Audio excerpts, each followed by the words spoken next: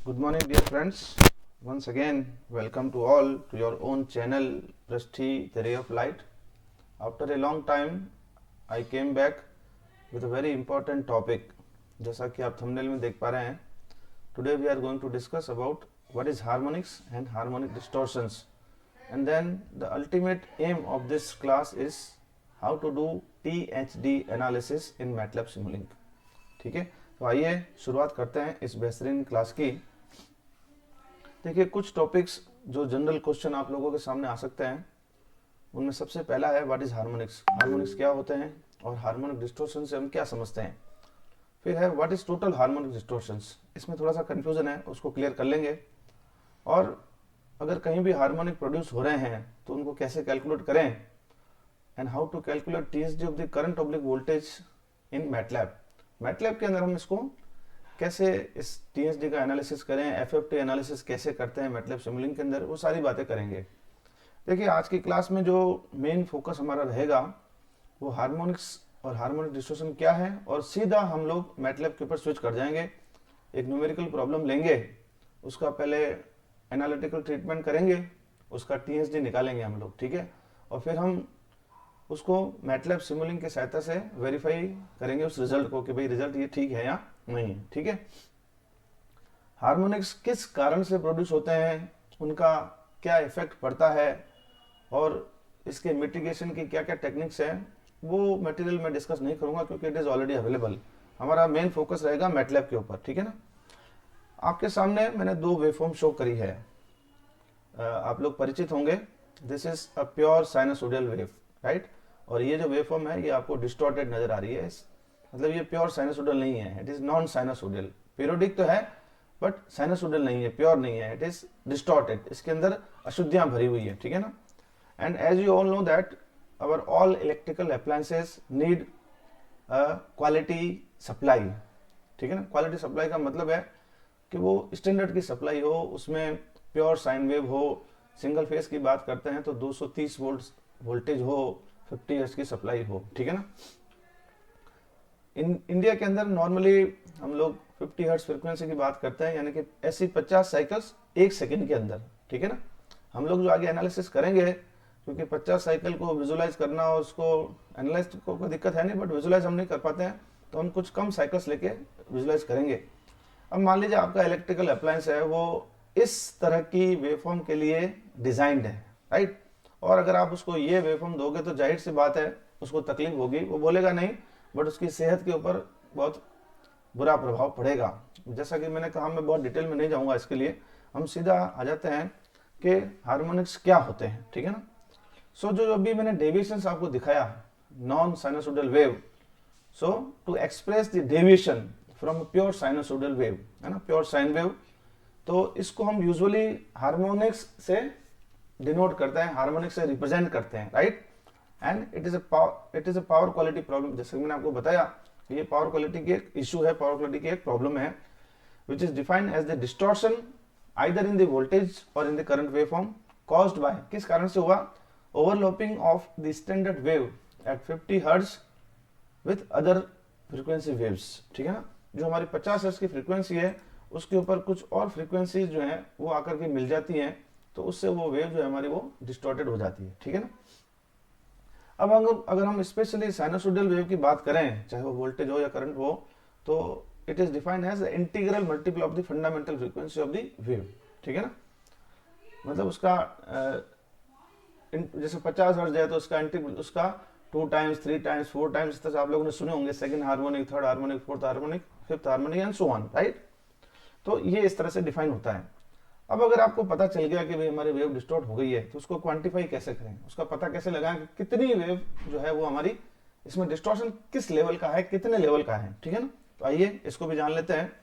तो harmonic distortions can be quantified in terms of total harmonic distortion, जिसको कि हम पॉपुलरली THD से रिप्रेजेंट करते हैं। अगर हम अच्छी रेफरेंस देखें तो कई जगह इसको हार्मोनिक फैक्टर HF से भी रिप्रेजेंट किया हुआ है, so don't be confuse about that, right. अभी टोटल हार्मोनिक डिस्टॉर्शन को अगर हम डिफाइन करना चाहें प्रॉपर्ली तो कैसे डिफाइन करेंगे, so it can be defined as the measure of percentage of distortion, कितना परसेंटेज डिस्टॉर्शन हुआ है, caused by the presence of all harmonics as compare to the original wave. Standard के compare में कितना इसका डिस्टॉर्शन हुआ है। इसका मैथमेटिकल फॉर्मूला भी है, उसको भी देख लेते हैं। So mathematically it is given as the ratio of RMS value of harmonic content, जो कि नॉन साइनसोइडल नॉन फंडामेंटल है, to the RMS value of the fundamental quantity. Normally इसको परसेंटेज की फॉर्म में रिप्रेजेंट किया जाता है। इसका फॉर्मूला देख लेते हैं। THD stands for total harmonic distortion, ठीक है ना। ये स्क्वायर रूट के अंदर है समेशन, ये I1 का मतलब है ये फंडामेंटल कंपोनेंट है करंट का, आरएमएस का। मैं करंट की फॉर्म में रिप्रेजेंट कर रहा हूं, आप चाहें तो वोल्टेज की फॉर्म में भी रिप्रेजेंट कर सकते हैं। तो यहाँ पर n इक्वल टू 1 नहीं होगा, 2 से चालू होगा और बाकी सारे कंपोनेंट का जो स्क्वायर का सम है, ठीक है ना, उन सब का समेशन। अगर आप चाहते हैं कि ऊपर भी मेरा 1 से शुरू हो तो सब कुछ ले लें, उसमें से 1 को माइनस कर दें और नीचे फंडामेंटल रहेगा ही, ठीक है ना। THD is often applied to the situation where the DC term is 0, तो उसके लिए आप ऐसा ले सकते हैं। फंडामेंटल नीचे ले लिया क्योंकि स्क्वायर रूट के बाहर ले लिया इसको, तो मैंने नॉर्मली I लिख दिया है। और बाकी n इक्वल टू 2 से लेके इनफाइनाइट IN स्क्वायर, जितने भी टर्म होंगे second third fourth and so on, इसको एक्सपांड करके लिखा है मैंने। Second harmonic, third harmonic RMS, fourth harmonic RMS और नीचे आपका फंडामेंटल और परसेंटेज, ठीक है ना। तो ये इसका एक फॉर्मूला है। अब यहाँ पर मैंने लिखा है कि THD is often applied to situation where the DC term is 0, ठीक है ना। तो हम इसको दो तरीके की प्रॉब्लम हम डिस्कस करना चाहते हैं। पहला है विदाउट DC कंपोनेंट, जिसमें DC कंपोनेंट नहीं रहेगा, और एक होगा विद DC कंपोनेंट। आज हमारा जो डिस्कशन रहेगा प्योरली विदाउट DC कंपोनेंट रहेगा। फिर कभी एक क्लास लेंगे जिसमें हम DC कंपोनेंट को भी इंट्रोड्यूस करेंगे और वही मैटलैब से इसका ट्रीटमेंट करेंगे, ठीक है ना। आगे बढ़ते हैं। Without DC component, so here I have consider a problem. इस प्रॉब्लम को पहले आप समझिएगा। एक करंट सिग्नल है हमारे पास, ठीक है ना, कंसिस्ट ऑफ 50 हर्ट्ज फंडामेंटल जिसका एम्पलीट्यूड 100 है, राइट। और इसके अंदर 5 ऑड हार्मोनिक्स हैं, हमने सारे ऑड ही लिए हैं, इवन भी ले सकते हैं, कोई दिक्कत नहीं है। तो देखिए 150, 250, 350, 450 एंड 550, ठीक है ना। यानी कि ये थर्ड हार्मोनिक है, फिफ्थ है, सेवंथ है, नाइन्थ है और 11th हार्मोनिक तो हमने लिए हैं। और इन सभी हार्मोनिक्स के जो मैग्नीट्यूड है वो भी दे रखे हैं, 20, 16, 10, 4 एंड 2। यानी कि जो थर्ड हार्मोनिक है उसकी फ्रीक्वेंसी हो गई 3 टाइम्स, यानी कि 50 इंटू 3 150 और उसका मैग्नीट्यूड है आपका 20। Similarly for other harmonics all the ratings are given here, right. यहाँ पर मैंने लिखा है assuming DC component to be 0, क्योंकि हम विदाउट DC की बात कर रहे हैं, ठीक है ना। अब पहले जो फॉर्मूला है उसको लगा करके हम THD कैलकुलेट करेंगे, फिर हम मैटलैब की बात करेंगे। I think the process is clear to you, right. मैंने इसको मैथमेटिकली कैलकुलेट किया है, तो आप देखें जब भी आप ये फॉर्मूला लगाएंगे और सारी वैल्यू पुटअप कर देंगे तो THD की वैल्यू आपकी आ गई है 27.85%, ठीक है ना। कुल मिला के जो हमारी वेव थी वो 100% प्योर नहीं है, वो केवल और केवल 73%, 73.2% प्योर है, क्योंकि उसके अंदर 27.8% तो डिस्टॉर्शन आ चुका है। I think point is clear, right. अब मैटलैब के अंदर जो मैंने पहले प्रश्न फ्रेम किए थे उन्हीं की वापस बात कर लेते हैं। How to calculate THD of the current oblique voltage wave in MATLAB. अभी हम करंट वेव कंसिडर कर रहे हैं तो करंट के रेस्पेक्ट में बात करेंगे। THD एनालिसिस मैटलैब में कैसे करते हैं और FFT का क्या मतलब है, ठीक है ना। FFT stands for fast Fourier transform analysis. It is one of the very important tool use for the signal analysis for different applications, right. चलिए आगे बढ़ते हैं। अब देखिए आप इसको मैटलैब में करने के लिए कई सारे तरीके हैं, है ना। कुछ अगर आप अलग अलग वीडियो देखते हैं तो बहुत लोगों ने इसको अलग अलग तरीके से बताया है। मैं जो तरीका अपना रहा हूं उसके अंदर हमारा पर्पस है ultimately first of all we have to create a distorted signal. Distorted signal means जो क्वेश्चन आपको दे रखा है उसमें 50 हर्ट्ज कंपोनेंट भी हो और उसका तीसरा, पांचवा, सातवां, 9वां और 11वां हार्मोनिक्स भी उसके अंदर इंक्लूड हो, सबके मैग्नीट्यूड अलग अलग हो, ठीक है ना। क्योंकि हमारा क्वेश्चन क्या कह रहा है, 50 हर्ट्ज फंडामेंटल जिसका मैग्नीट्यूड 100 है और third harmonic, fifth harmonic, seventh harmonic, 9th harmonic, 11th harmonic और उन सबके मैग्नीट्यूड 20, 16, 10, 4 एंड 2, ठीक है ना। तो हम क्या करेंगे, मैटलैब के अंदर जो उसकी सिमुलिंक की लाइब्रेरी है उसके अंदर साइन वेव नाम का एक ब्लॉक अवेलेबल है, ठीक है ना। उसको लेंगे, उसके पैरामीटर को चेंज कर करके इन सबको अपन ऐड कर देंगे, ठीक है ना। तो देखिए कैसे करेंगे। सबसे पहले आप जाएंगे सोर्सेस के अंदर, लाइब्रेरी के अंदर, ठीक है।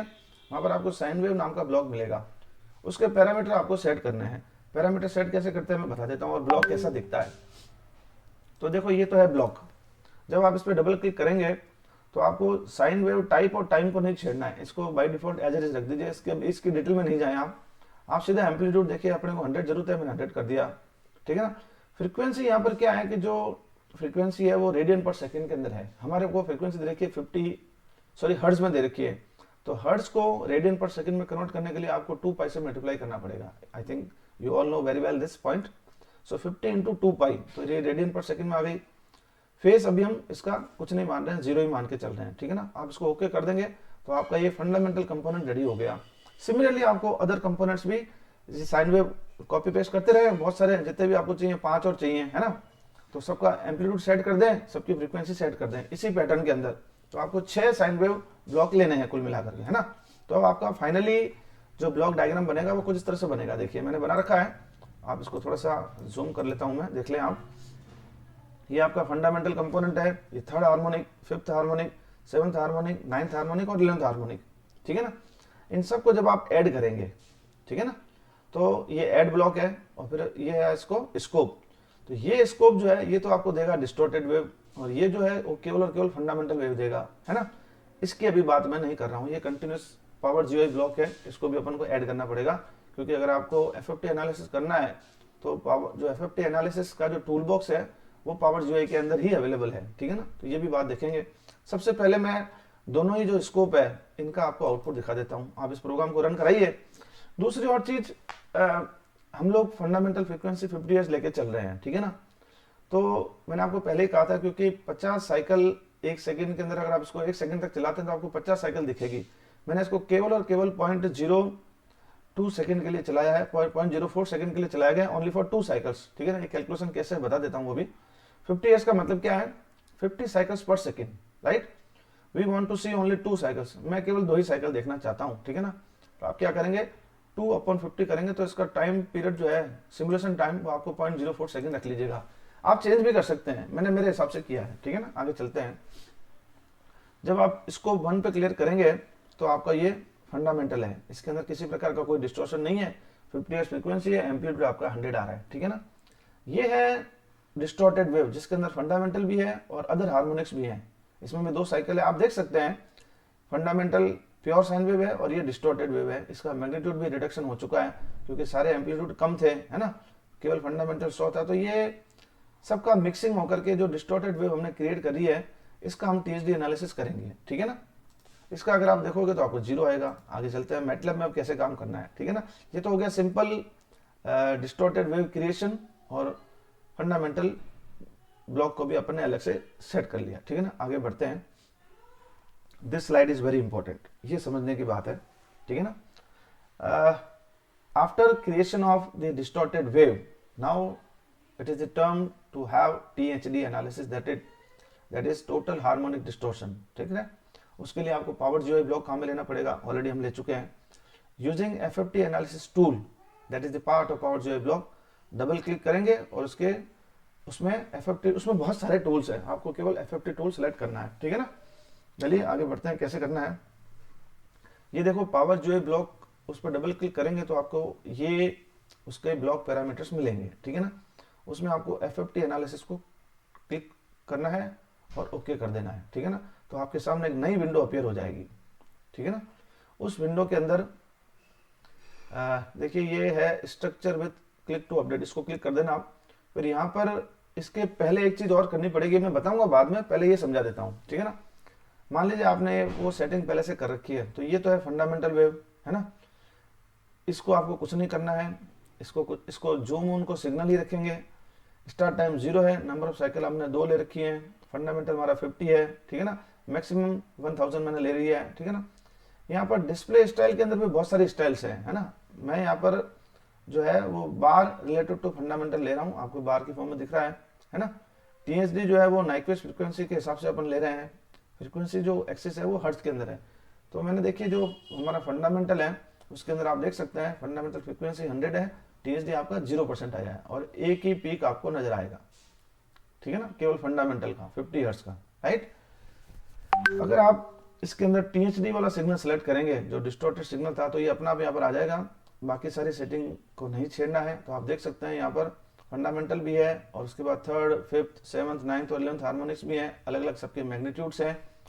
तो टोटल जो हार्मोनिक डिस्टॉर्शन है वो 27.8% आया, ये हमने न्यूमेरिकल भी कैलकुलेट किया था और मैटलैब से भी आपका ये प्रूफ हो चुका है। अब लास्ट में आपको ऐसी चीजें बताऊंगा, क्योंकि जब आप इसको करने बैठेंगे तो आपको महसूस होगा कि यहाँ पर सिग्नल अवेलेबल ही नहीं है, FFT tool box select analysis select करके और ओके करने के बाद भी। तो उसके लिए आपको क्या करना है वो मैं इंपॉर्टेंट चीजें आपको बता देता हूँ। देखिए आपका जो स्कोप है, दोनों ही स्कोप के अंदर, अगर आप फंडामेंटल का भी देखना चाहते हैं और डिस्टॉर्टेड का भी, ठीक है ना, तो आप स्कोप पे डबल क्लिक करेंगे और सेटिंग्स के अंदर जाएंगे। उसके अंदर लॉगिंग है, इनको आप छोड़ दीजिए। यहाँ पर आपको जो लॉगिंग डेटा है, जैसे मान लो टीएसडी का लेना है तो टीएसडी करके, और ये फॉर्मेट है वो स्ट्रक्चर विद टाइम रखना पड़ेगा। ये तो है स्कोप की सेटिंग, ठीक है ना। इसके अलावा मॉडल की सेटिंग का भी आप ध्यान रखेंगे। मॉडल सेटिंग के लिए आप चाहें तो एक शॉर्टकट की है Ctrl+E, और यहाँ पर ऊपर मेनू बार में भी कॉन्फ़िगरेशन सेटिंग होती है, उसमें आप जाएंगे तो डेटा इंपोर्ट एक्सपोर्ट के अंदर जाएं और डिससेलेक्ट कर लें सिंगल सिमुलेशन आउटपुट को, ठीक है ना, तभी आपका ये आउटपुट वहां पर दिखेगा, अदरवाइज नहीं दिखेगा, ठीक है ना। तो डियर फ्रेंड्स, आई होप जो आज का हमारा पर्पस था कि टोटल हार्मोनिक डिस्टॉर्शंस क्या होते हैं, मैथमेटिकल फॉर्मूला क्या है, एक न्यूमेरिकल प्रॉब्लम रही, उसको हमने एनालिटिकली सॉल्व किया और फिर उसको मैटलैब से भी डील किया। किन किन चीज़ों का हमारे को ध्यान रखना है वो सारी चीज़ें मैंने आपको क्लियर करके बता दी है। If still you have any doubt तो आप मुझे कमेंट बॉक्स में डालिएगा, मैं कोशिश करूंगा सभी के आंसर देने की। लेकिन एक बार ये आप खुद करेंगे, ये मॉडल बना करके पूरा एनालिसिस करेंगे, तभी आपको कॉन्फिडेंस आएगा, अदरवाइज नहीं आएगा। So I hope you will do this and enjoy this session. So एक बार पुनः आप सभी का धन्यवाद, और अगर ये क्लास अच्छी लगी है तो उसको लाइक और शेयर जरूर करिएगा, उसी से हमारा मनोबल बढ़ता है। धन्यवाद, जय हिंद।